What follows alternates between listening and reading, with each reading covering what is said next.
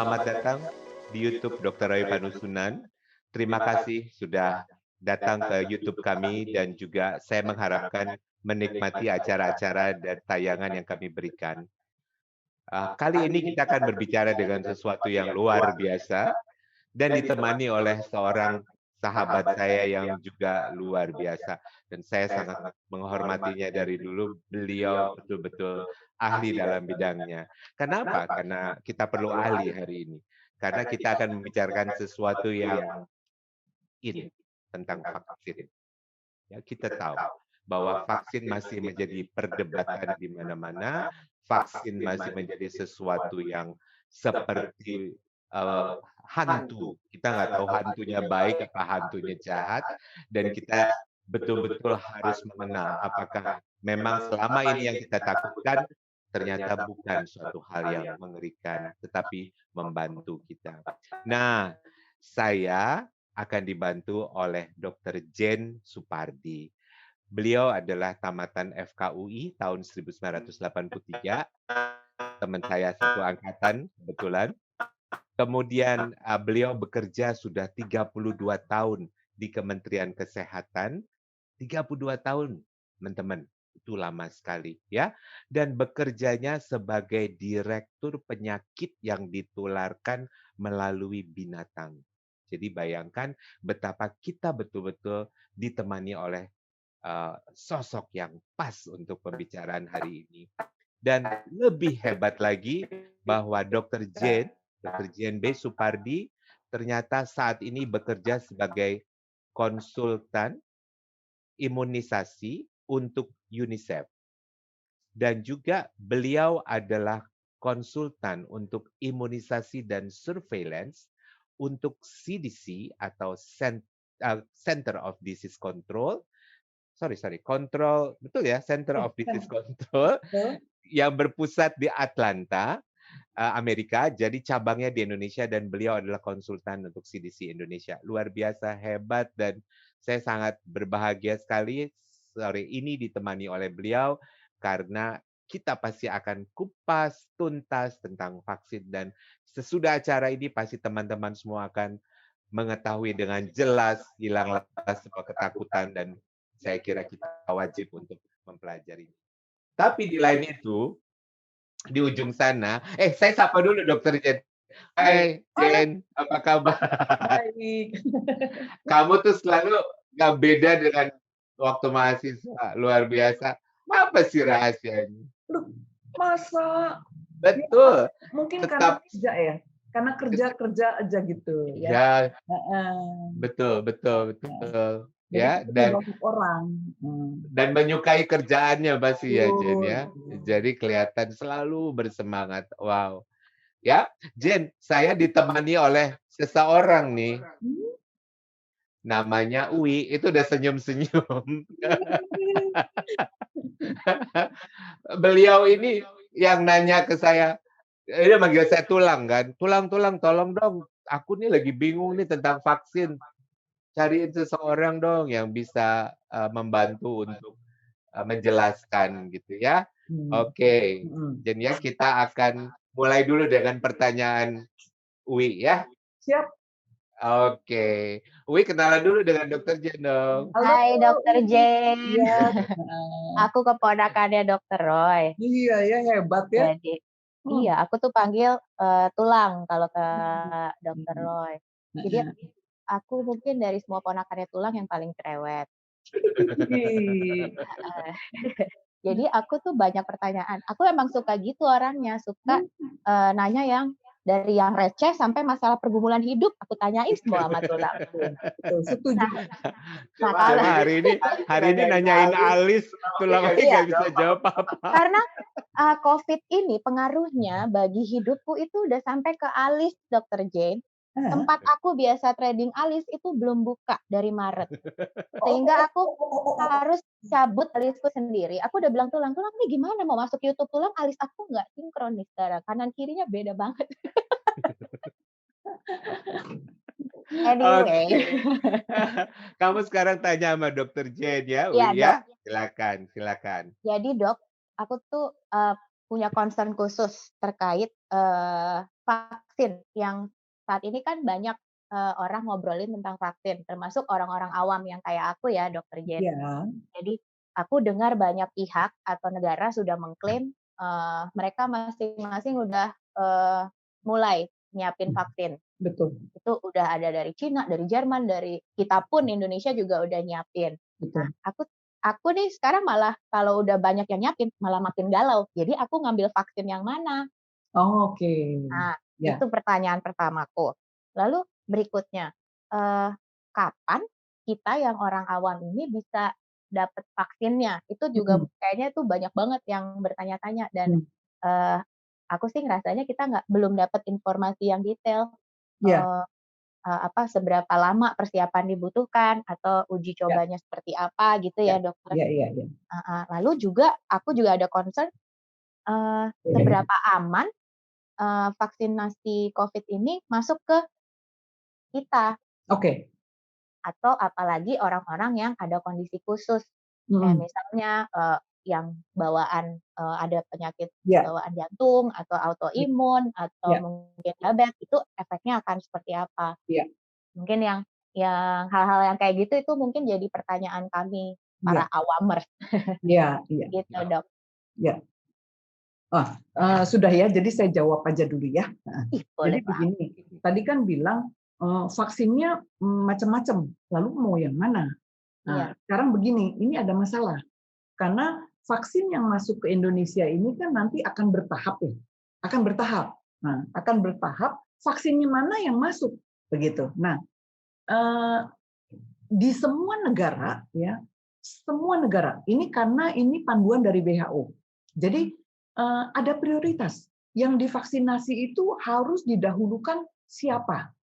Itu semua negara ada mengacu kepada WHO. Jadi orang yang akan diimunisasi itu akan tenaga kesehatan dulu. Jadi begitu vaksin datang, misalnya akhir Desember ataupun awal Januari, nggak bisa buat UI dulu. Pasti akan untuk ke orang-orang seperti tulang Roy, gitu. Tetapi yang masih bekerja ya di rumah sakit yang menangani pasien COVID. Nah, kenapa harus diprioritaskan ke sana? Karena memang dia itu yang nomor satu kena dengan pasien. Jangan sampai dia menularkan pasien kan. Nah, jadi harus bisa diterima oleh semua. Itu nanti bukan untuk kita, tetapi untuk tenaga kesehatan dulu. Itu satu. Nah, yang berikutnya adalah orang-orang yang memang bekerjanya memang di depan ya. TNI, Polri, itu kan dia harus ke depan gitu, harus turun, nggak boleh sakit dia. Nah, jadi mereka dulu, gitu. Kemudian jadi ada urutan-urutannya. Kemudian adalah bahwa orang-orang yang tokoh masyarakat, kepala desa, RT, RW, mereka itu yang bekerja melayani masyarakat. Nah, jadi orang-orang seperti itu. Kemudian yang berikutnya adalah guru. Nah, UI guru atau bukan? Kalau bukan berarti belum, kan? Nah, tetapi memang negara itu ini kan berarti gratis ya. Yang saya sebut tadi itu semua nanti gratis. Jadi orang tinggal disuntik, gitu. Nah, pemerintah juga akan mengadakan untuk yang masyarakat seperti UI gitu ya. Saya juga sudah tidak termasuk yang akan disuntik walaupun saya dokter, tapi kan saya tidak menangani pasien. Jadi saya statusnya seperti UI. Jadi dan saya itu tidak akan dibayar. Jadi vaksin yang untuk tersedia nanti itulah yang kita bisa beli. Kita bisa membelinya. Nah, vaksin yang mana yang bisa dibeli itu sampai saat ini kita belum tahu. Gitu. Tetapi gini, kita nggak boleh takut ya. Jadi semua vaksin itu harus lulus syarat yang sangat kuat. Semua vaksin, apapun dia. Jadi yang ada itulah yang kita ambil. Jangan kita nggak mau yang mana. Jangan. Yang ada itulah yang diambil. Begitu ya. Itu nomor satu. Kemudian kapan? Nah, ini dia. Vaksin ini kan memang butuh waktu ya. Dibeli dulu, ya, kemudian dikirim, gitu ya. Nah, ini proses-proses pembelian, pengadaan segala macam itu yang cukup memakan waktu, ya. Kemudian baru lalu mendatangkan. Ini sudah direncanakan sekali. Bulan November itu vaksin datang, tapi ternyata mundur belum. Nah, jadi kemungkinan adalah paling cepat mungkin akhir Desember. Nah, tapi udah kita pikirlah mungkin sekitar tahun 2021 gitu ya. Tapi memang kalau bisa secepat mungkin kita itu kebal seperti itu ya. Nah, kemudian tentang itu vaksin aman atau tidak, itu yang tadi saya bilang. Itu untuk vaksin itu, untuk membuatnya itu syaratnya luar biasa ketatnya gitu. Dan dia itu memang semua vaksin itu untuk kepada orang sehat kan. Nggak mungkin kita divaksinasi, orang sehat divaksinasi, lalu menjadi sakit. Nggak mungkin, karena itu syaratnya sangat berat gitu. Jadi soal keamanan itu hampir semua vaksin itu nomor satu yang dicek itu aman atau tidak dulu. Baru dilihat apakah dia mampu membentuk antibodi, artinya efektif. Jadi nomor satu itu aman dulu, gitu ya. Nah, yang berikutnya adalah untuk orang yang punya penyakit, mungkin ada diabetes, ada asma, atau punya penyakit jantung atau darah tinggi, gitu ya. Nah, apakah mereka boleh disuntik? Boleh, tetapi syaratnya mereka itu penyakit mereka itu harus terkendali. Jadi dalam pengobatan. Jadi dia itu tidak sedang tensinya lagi naik-naiknya, nggak boleh disuntik. Nanti kalau dia disuntik terjadi apa-apa, nanti nyalahin vaksinnya kan. Maka itu pemerintah mengatakan orang yang punya penyakit itu bisa diimunisasi, syaratnya penyakitnya itu terkontrol. Gitu. Ya, sehingga harus ada izin dulu dari dokter yang merawatnya. Dalam ini memang diabetes, tapi dia minum obat dan saat ini gula darahnya normal. Silakan disuntik gitu. Aman begitu. Apapun sakit apapun aman seperti itu. Nah, yang tidak kemungkinan adalah orang-orang yang punya kelainan autoimun, masalah kekebalan ya. Misalnya ada orang yang memang tidak bisa membentuk antibodi. Gitu ya. Misalnya HIV, penderita HIV. Nah, ini harus bisa dicek dulu apakah penderita HIV itu bisa diimunisasi gitu kan? Karena dia nggak bisa membentuk antibodi. Karena dia nggak bisa membentuk antibodi, vaksin itu menjadi berbahaya buat dia. Nah, jadi untuk yang mereka punya masalah autoimun, masalah kekebalan, itu yang kemungkinan nggak bisa. Gitu. Nah, karena cara bekerjanya vaksin itu adalah memasukkan suatu benda asing, antigen ya, benda asing yang merangsang pembentukan antibodi. Jadi antigen antibodi. Itu cara kerjanya vaksin seperti itu. Nah, kalau tubuhnya punya kelainan tidak bisa membentuk antibodi, dikasih antigen, ya dia bisa sakit karena antibodi malah nggak terbentuk. Gitu. Ya. Mungkin itu sepertinya saya udah jawab semua nih. Ada lagi nggak? Tapi sebetulnya ya, Jen, saya sendiri termasuk orang yang merasa penting nggak sih vaksin untuk saya, atau apakah kita memang bisa bisa menghilangkan secara ketakutan. Saya kira Jen tahu bagaimana pentingnya vaksin itu, tetapi juga pola hidup yang lebih baik juga kita harus lakukan gitu. Betul. Ya. Gimana pendapatnya? Ada pendapatnya? Kita, kalaupun kita sudah diimunisasi, ya, kita jangan lalu merasa bahwa kita lalu sudah kebal ya, karena kita tidak tahu. Kadang-kadang saya ini kan sehat ya, saya diimunisasi, entah kenapa antibodinya nggak terbentuk. Itu sebabnya efektivitas vaksin itu tidak pernah 100%. 90%, 95%. Saya ini termasuk yang 5% yang tidak bisa terbentuk antibodinya, atau saya termasuk yang 95% atau 90% yang saya pasti antibodinya terbentuk. Nah, itu sebabnya walaupun sudah imunisasi, kita harus tetap menjaga ya. Kalaupun tidak pakai masker, jangan, kalau misalnya ada yang berkerumun, nggak mau ke sana. Ya, gitu. Jadi jangan terlalu berdesak-desakan atau apa gitu ya. Kalau misalnya kita untuk amannya, masker itu selalu harus ada di tas. Ada apa-apa kita pakai. Misalnya seperti itu, cuci tangan, sering cuci tangan, pakai sabun gitu. Itu jadikanlah budaya gitu. Nah, soal divaksinasi atau tidak, memang sebetulnya negara itu tidak perlu memberikan imunisasi ke 100% penduduk, nggak perlu sebetulnya. Ya, ada semacam pengalaman, ya. Jadi kalau kita berhasil menyuntik sekitar 70-80% penduduk, ya, itu cukup. Asal 80%-nya merata, ya. Jadi misalnya di setiap desa 80% itu diimunisasi. Jadi yang tidak diimunisasi hanya 20%. Dan yang 20% ini kalau bisa tersebar, jangan mengelompok. Gitu. Nah, kalau seperti itu, virusnya akan mati. Dia nggak bisa, dia mau kemana? Ke sini udah kebal, ke situ udah kebal. Akhirnya dia nggak bisa hidup. Mati. Pulang deh ke Wuhan dia pulang. Jadi akhirnya stop. Betul. Begitu. Jadi kita memutuskan transmisi. Gitu. Sebetulnya kita kalau semua orang 3M, itu virus juga nggak bisa hidup. Mau seberapa efisiensinya sih 3M? Jen? Itu tadi yang digambarkan tadi itu kan. Boleh nggak diulang lagi slide-nya? Ya. Jadi artinya kalau kita jaga jarak, nggak berkerumun, seperti kita gini, tidak bertemu kan? Kita kan melalui video call begini, ya kan nggak bertemu. Saya di rumah terus gitu ya. Itu 85%. Wah. Ditambah kalau saya keluar, saya pakai masker.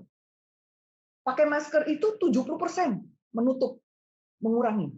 Lalu saya juga sering cuci tangan, ya. Itu 35%. Ya.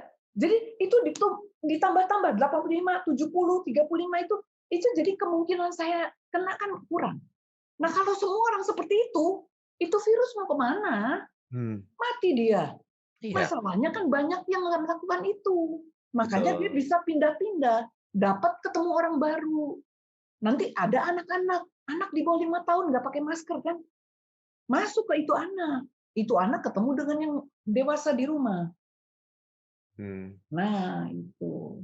Jadi budaya itu betul-betul kita harus lakukan walaupun sebelum dan sesudah vaksin juga kita tetap harus lakukan itu untuk seberapa waktu ya, karena memang kita diajarkan untuk jadi lebih bersih, lebih ada pola-pola kesehatan ya. Iya. Memang pengalaman waktu Spanish flu itu tahun 1915 segala macam, itu kan pandeminya itu 2 tahun. Ini kita kan sudah hampir 1 tahun ya. Apakah mau 2 tahun baru berhenti? Tapi artinya akan berhenti, akan stop. Cuma kapan? Kan cuma begitu. Kalau kita mau 3M semua ditambah vaksin, stopnya mungkin lebih cepat. Tidak 2 tahun. Mungkin cukup 1,5 tahun ya. Ini kemungkinan imunisasi itu akan berlangsung terus sampai bulan Agustus. Ya. Pada periode itu kita tetap menjaga 3M-nya ya, Jen ya. Nanti lama makin ada banyak yang diimunisasi, makin turun, kasusnya sampai habis. Tapi kita tetap 3M dulu ya, sampai betul-betul habis. Betul, sampai yakin betul sudah tidak ada. Dari surveillance sudah kelihatan, oh kok kasusnya udah nggak ada nih. Turun, rumah sakit mulai kosong. Baik. Jadi rasa takut itu tidak beralasan ya? Ya. Jadi yang penting adalah jangan kena. Jangan sampai kena. Bisa saya share risiko. Boleh. Ya. Boleh. Bentar. Wih, belajar besok ujian. Ya, siap. Ya. Nah, ini tadi yang saya bilang ya. Jadi kalau kita tidak pakai pencegahan, 100% kemungkinan kita akan tertular. Begitu kita cuci tangan pakai sabun, resikonya turun sampai 35%. Cuma cuci tangan pakai sabun saja ya. Nah, kalau kita cuma pakai masker biasa, masker kain tetapi 3 lapis ya, itu turun 45%. Wow. Nah, kalau kita bisa dapat masker bedah, itu kalau dilihat di dosnya, masker bedah itu selalu 3 lapis, 3 ply, selalu. Ada yang 4 lapis juga. Itu bisa risiko turun sampai 70%.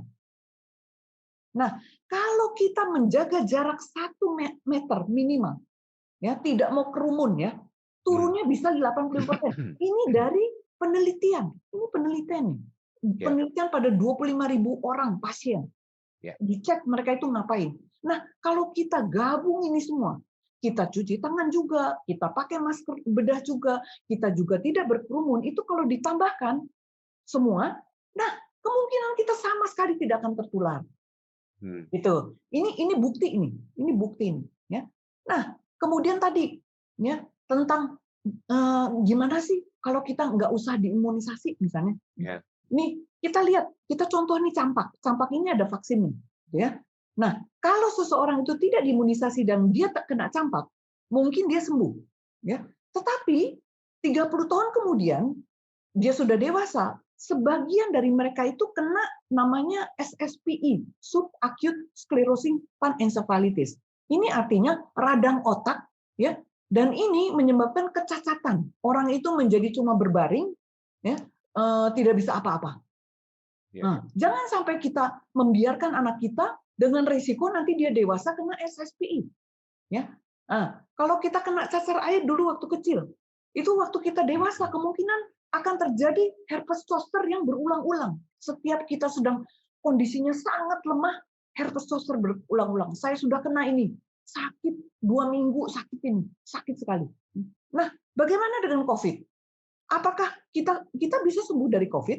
Ya, kita bisa sembuh, tetapi yang sembuh itu sebagian diantaranya ternyata mengalami sesak napas yang menetap seumur hidup, mengalami gangguan mental, ya, halusinasi, ya, mimpi-mimpi yang menakutkan, botak, alopecia, giginya busuk tanggal satu persatu. Mau ini kan jangka pendek. Ini yang diketahui jangka pendek. Kita nggak tahu nanti kalau 20 tahun lagi, 30 tahun lagi, setelah COVID ini nanti gimana. Kita sekarang sembuh dengan COVID, 20 tahun lagi gimana? 10 tahun gimana? Ini kan penyakit baru 1 tahun umurnya. Ya. Nah, kemudian tentang vaksinasi, nggak usah divaksinasi. Coba lihat, ini ada 2 penyakit yang tidak bisa memberikan kekebalan alamiah. Artinya apa? Kekebalan itu kan bisa 2 macam. Kita sakit dulu, kemudian terbentuk kekebalan. Seperti kita sakit campak, setelah itu kita kebal terhadap campak. Kita nggak mungkin kena campak 2 kali. Nah, pada difteri tidak. Kita sudah sakit, sudah sembuh, keluar dari rumah sakit, kekebalan nggak terbentuk. Harus divaksinasi. Tetanus juga sama. Artinya, pada 2 penyakit ini, hanya ada kekebalan buatan. Hanya ada kekebalan melalui imunisasi. Untuk difteri dan tetanus. Untuk COVID bagaimana? Nah, COVID itu ternyata, ini kita mengalami, ada yang namanya terapi pakai plasma konvalesen. Orangnya sakit COVID berat, sudah diobati apapun tidak bisa, meminta antibodi dari orang yang sudah sembuh. Ternyata susah sekali. Ternyata orang yang sudah sembuh dari COVID, antibodinya itu turun dengan cepat. Dan orang itu bisa tertular lagi. Berapa orang kena COVID sampai 2 kali. Artinya apa? Mungkin COVID ini tidak memberikan kekebalan alamiah. Kekebalan dari COVID itu cuma dari vaksin. Mungkin. Kita nggak tahu. Begitu, ya. Nah, tentang vaksinnya sendiri. Nah, vaksin itu bikinnya susah sekali. Rata-rata 10-15 tahun. Dicek dulu. Preklinik dulu. Pada binatang dulu. Pada fase 1, 2, 3, ini pada manusia. Pada manusia dicek dulu pada fase 1. Aman atau tidak? Begitu aman, masuk ke fase 2, ini orangnya lebih banyak lagi. Kita lihat antibodi yang terbentuknya di sini. Pada fase 3, orangnya lebih banyak lagi, ya, untuk dilihat aman plus kekebalan yang terbentuk berapa diukur, ya, dan seterusnya. Ini proses-proses sampai untuk bisa masuk, untuk bisa dijual, untuk bisa dipakai, ya. Nah, untuk COVID nggak bisa kita nunggu 10-15 tahun, bisa habis kita. Jadi WHO memperbolehkan cukup 8-18 bulan. Artinya ini semua tetap dilakukan, ini semua sama dilakukan, cuma dia bisa dilakukan hampir bersamaan, gitu. Tidak menunggu sampai selesai, tapi hampir bersamaan, gitu. Nah, apakah lalu berarti ini menjadi tidak lebih aman daripada yang ini? Tidak. Semua syarat tetap. Masalahnya cuma lama perlindungannya. Kalau ini kan kita karena lama, kita bisa tahu, oh dia bisa bertahan kekebalan sampai 10 tahun, 15 tahun. Yang ini yang kita nggak tahu kekebalannya ini nanti berapa lama. Begitu. Ya. Nah, kemudian tentang yang bagaimana sih yang diimunisasi? Ya, kita tahu bahwa semua negara COVID itu terutama pada kelompok dewasa, terutama. Ya, ada juga sebagian pada yang lansia, ada juga sebagian pada yang anak-anak, gitu kan? Nah, kalau diimunisasi, responsnya bagaimana sih? Ternyata tidak sama. Respons imunisasi terhadap anak itu luar biasa baik, responsnya baik. Kalau pada yang dewasa, responsnya ada. Gitu. Pada lansia, ternyata responsnya itu agak kurang. Nah, imunisasi itu, vaksinnya, semua itu selalu dites pada kelompok yang dewasa muda. Karena kelompok dewasa muda itu kelompok yang paling kuat. Ya. Jadi kalau vaksin diberikan kepada orang paling kuat itu aman, barulah dia diberikan dicoba pada kelompok yang lansia maupun kelompok yang anak-anak. Tapi nanti akan ada vaksin untuk lansia maupun vaksin untuk anak. Seperti itu, ya. Wow. Ini cukup jelas. Jelas banget. Jelas nggak, Wi? Jelas. Tapi aku jadi curious juga, Dr. Jane. Dengan percepatan proses tadi yang biasanya vaksin 10-15 tahun, sekarang dipepetin semua. Betul. Kan pas aku nggak tahu sih itu kaitannya mungkin efek samping atau apa tadi efeknya bisa bertahan berapa tahun gitu ya, Dok. Cuma apakah aman? Kalau tadi kan Dr. Jane sempat mention kalau yang akan diberikan vaksin duluan adalah orang-orang yang udah ditentuin nama WHO kan. Betul. Apa jajaran pemerintah, TNI, Polri segala macam. Ya. Apakah aman mereka duluan gitu yang Ya. merasakan Ya. fase satunya di orang-orang penting gitu. Ya, ya. Kan di setiap uji tadi pada manusia, fase 1, nomor 1 dilihat. Ada satu aja orang yang disuntik, lalu mengalami masalah, batal. Itu vaksin tidak boleh terus. Kalau misalnya pada fase 1, pada kelompok orang yang mungkin masih beberapa puluh orang itu aman, baru masuk ke fase 2 yang orangnya udah mulai ribuan. Ada satu orang aja yang mengalami masalah, batal. Artinya, nggak mungkin. Lalu begitu fase 2 dengan ribuan orang aman, masuk ke fase 3, puluhan ribu orang, ratusan ribu orang. Itu satu orang saja dari yang 100.000 itu kena, batal. Jadi soal keamanan itu sangat dijamin. Yang dipermasalahkan adalah kekebalan yang dibentuk itu kan terbukti pada uji itu kan terbukti. Kekebalannya itu berapa lama? Masalahnya cuma itu. Kalau pada vaksin yang dibuat 10-15 tahun, itu udah keluar itu. Ini bisa melindungi selama berapa tahun. Nah, kalau pada yang vaksin yang COVID ini, nggak keluar itu. Bisa melindungi 2 tahun, 3 tahun. Belum, yang vaksinnya aja masih baru kok. Iya. Berarti learning by doing ya. Jadi sambil melakukannya, kita juga mengamatinya. Tapi untuk tingkat fatalitas memang sangat keras ya. Tidak mungkin. Ya, jadi kalau tadinya dilakukan selama 10-15 tahun, tetapi dengan cara yang sama dilakukan dengan cara yang lebih ringkas. Lebih ringkas ya, sehingga diharapkan bisa menjawab pertanyaan-pertanyaan yang menyangkut safety ya. Iya, iya. Oke. Keren nggak, Wi?